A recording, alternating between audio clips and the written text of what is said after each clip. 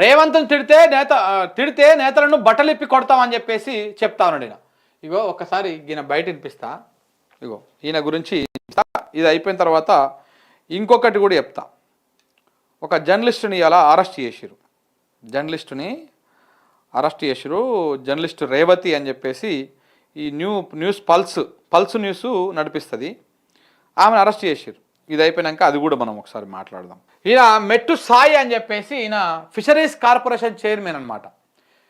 కాంగ్రెస్ పార్టీలో కొంత యువకుడే, బట్ కానీ జర ఆవేశం ఎక్కువ ఉన్నది, కొంచెం రౌడీతనం ఎక్కువ ఉన్నది. ఆయన ఏం మాట్లాడతావు ఇది ఆఫ్టర్ ఆల్ ఒక నాయకుడు చెప్పిన మాట కాదు, ఇది కాంగ్రెస్ సిద్ధాంతం చెప్తా ఉన్నాడు ఆయన. కాంగ్రెస్ అనేది ఏం చేస్తుంది, కాంగ్రెస్ రాజకీయం ఎట్లుంటుంది, ఎంత నీచమైనటువంటి నికృష్టమైన రాజకీయం ఉంటుంది, ఇవి ఆయన మాటల్లో చెప్తా ఉన్నాడు. వినండి ఒకసారి. ఇంకోసారి మీరు కానీ మీ చెంచాగాళ్ళు కానీ మీ సోషల్ మీడియా కానీ రేవంత్ రెడ్డి గారి పైన చిల్లర మల్లగా వ్యవహరిస్తే సరే బట్టలిప్పే ఉంటుంది అందరి సరే. ఒంటి మీద ఒక్క బట్ట ముక్కలు ఎవరు కొట్టలేదు సరే. నాలుగు తిరుగుతలేదు తమ్మినికి బాగా గట్టిగా అదైనట్టుంది. కానీ ఏమంటున్నాడు, తెలంగాణలో డీజీపీ ఉన్నాడా, పోలీస్ వ్యవస్థ ఉన్నదా, నిద్రపోతున్నదా, స్లీపింగ్ మోడ్లో ఉన్నదా? ఈయన మెట్టు సాయి అంట ఆయన కాంగ్రెస్ పార్టీ అండదండ చూసుకొని కాంగ్రెస్ పార్టీలో ఒక పొజిషన్ వచ్చిందని, అది రేవంత్ రెడ్డి భిక్ష అని, రేవంత్ రెడ్డి ఇసిరేస్తే వచ్చిన భిక్ష అని ఆయన దాన్ని అండగా చూసుకొని ఎగురుతా ఉన్నాడు. ఏమంటా ఉన్నాడు, రేవంత్ రెడ్డిని ఎవరైనా మాటలంటే, ఒక మాట మాట్లాడితే, ఆయనను తిడితే బట్టలు ఉడదీసి కొడతా అంటున్నాడు. ఒంటి మీద గుడ్డ లేకుండా బట్టలు ఉడదీసి కొడతా అంటున్నాడు ఈయన బహిరంగంగా. గాంధీ భవన్లో కాంగ్రెస్ పార్టీ ఆఫీస్లో మీడియా ముందు ప్రెస్ మీట్ పెట్టి ఈ రకంగా బెదిరింపులకు పాల్పడతా ఉంటే, ఈ రకంగా థ్రెటనింగ్ చేస్తూ ఉంటే మరి పోలీస్ వ్యవస్థ ఏం బీక్తున్నట్టు, డీజీపీ గారు ఏం చేస్తున్నట్టు, దీనికి సమాధానం చెప్పాలి. ఇది అధికార పార్టీ నాయకుడు కదా. ఇప్పుడు ఆయన ఏమనరు. ఇంత మటుకు వేరే వాళ్ళు ఎవరైనా మాట్లాడితే ఒక ట్వీట్ వేస్తే కేసులు పెట్టేస్తారు. మరి వీని మీద కేసులు పెట్టరా? ఇలాంటి లఫూట్ గాళ్ళ మీద కేసులు పెట్టరా? ఇలాంటి లోఫర్ గాళ్ళ మీద కేసులు పెట్టరా అండి? ఇట్లా బహిరంగంగా థ్రెటనింగ్ చేయొచ్చునా? ఈయన కథ ఏంది అంటే, ఇట్లా ఒకరిని చూసి ఒకడు ఇట్లా ఎంతైనా మాట్లాడవచ్చు అనమాట. అంటే రేవంత్ రెడ్డి ఏమైనా ఆకాశంలోకి ఊడిపడ్డా? ఆయన ముఖ్యమంత్రి అయితే ఆయనను విమర్శించొద్దా? తప్పు చేస్తున్నటువంటి తప్పును ఎత్తి చూపొద్దా? ఇలా ప్రజలే మాట్లాడుతూ ఉన్నారు రేవంత్ రెడ్డి గురించి, మేం కాదు, ప్రజలే మాట్లాడుతూ ఉన్నారు. జర్నలిస్టులో లేకపోతే ఆడేడ మాట్లాడటోలే కాదు, జనం మాట్లాడుతూ ఉన్నారు. తిట్ట కూడా తిడతా ఉన్నారు. చరిత్రలో, తెలుగు రాష్ట్రాల చరిత్రలో ఏ ముఖ్యమంత్రిని తిట్టనని తిట్లు తిడతా ఉన్నారు రేవంత్ రెడ్డిని. ఎందుకైనా మంచి చేస్తే తిడతారు ఎవడన్నా? ఇంకో కేసీఆర్ తిడతలేరు ఆ రేంజ్లో. అప్పుడు కూడా ఎంతగానో తిట్టలేగా. మంచి చేస్తే ఎందుకు తిడతారు చెప్పు?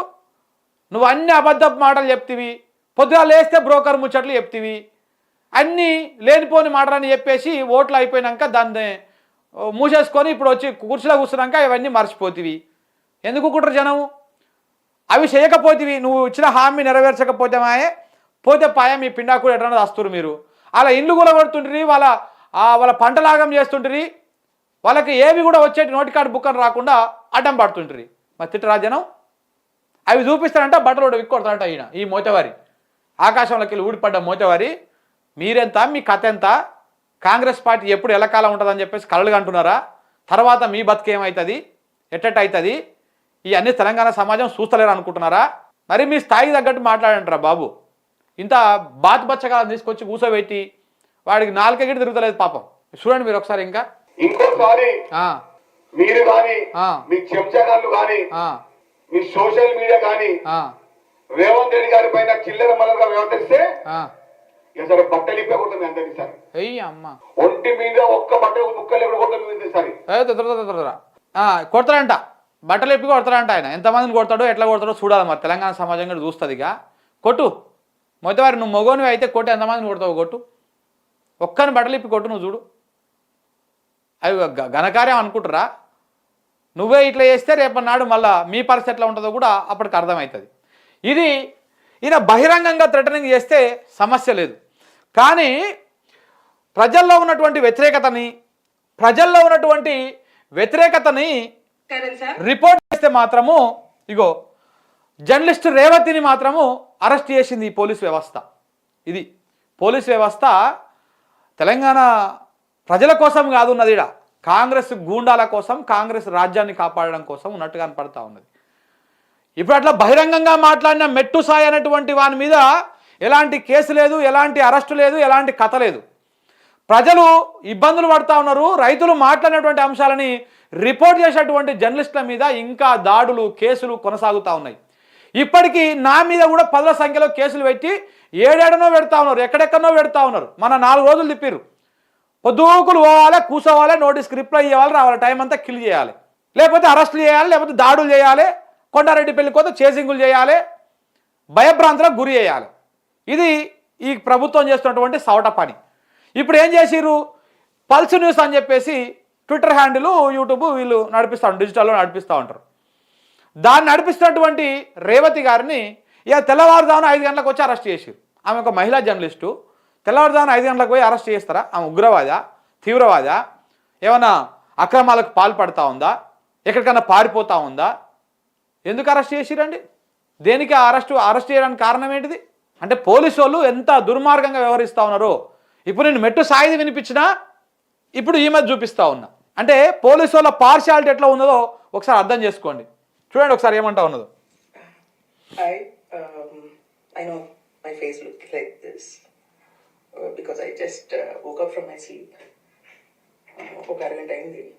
ఇంటికి టైం ఇప్పుడు అబౌట్ 5:15 అవుతుంది. ఒక హాఫ్ అన్ అవర్ క్రితం పోలీసులు వచ్చారు ఇంటికి. So they might pick me and take me. I should tell everybody. So please, one thing is clear. Revant Reddy wants to silence me or threaten me or even, put pressure on my family. Let's see what happens. అది రేవంత్ రెడ్డి నన్ను silent చేయాలని చూస్తూ ఉన్నాడు, నా ఫ్యామిలీని threaten చేస్తూ ఉన్నాడు. 5:30 ప్రాంతంలో తెల్లవారుజామున 5:30కి పోలీసు వాళ్ళు వచ్చి మిమ్మల్ని మేము అరెస్ట్ చేస్తున్నాము, మేము తీసుకుపోతున్నాము అని చెప్పారు. ఆ విషయాన్ని ఆమె ఒక వీడియో రిలీజ్ చేసి ఆమె అరెస్ట్ అయింది. ఇప్పుడు ఆమె సిసిఎస్ పోలీస్ స్టేషన్లో ఉంది. అంటే ఎంత నిర్బంధం అంటే ఇది ప్రజాపాలన. చెప్తాందుకన్నా సిగ్గు అనిపించాలి. ప్రజాపాలన మాది ఇందిరమ్మ రాజ్యం. ఇందిరమ్మ రాజ్యం అనుకోరు, ఎందుకంటే ఇందిరమ్మ రాజ్యం అంటే ఎమర్జెన్సీ, అరాచకాలు, దారుణాలు ఇవన్నీ గుర్తుంటాయి. ఈ ప్రజాపాలన అంటే ఈ రకంగా ఉందన్నమాట. ఇట్లా జర్నలిస్టుల మీద కేసులు, జర్నలిస్టుల మీద అరెస్టులు, ఈ రకంగా ఇబ్బందులకు గురి చేసుడు.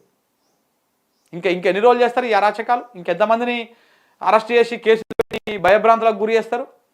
చూద్దాం, చేయండి. ఎంతమందిని చేస్తే అంత జర్నలిస్టులకు కూడా అంత అదవుతుంది.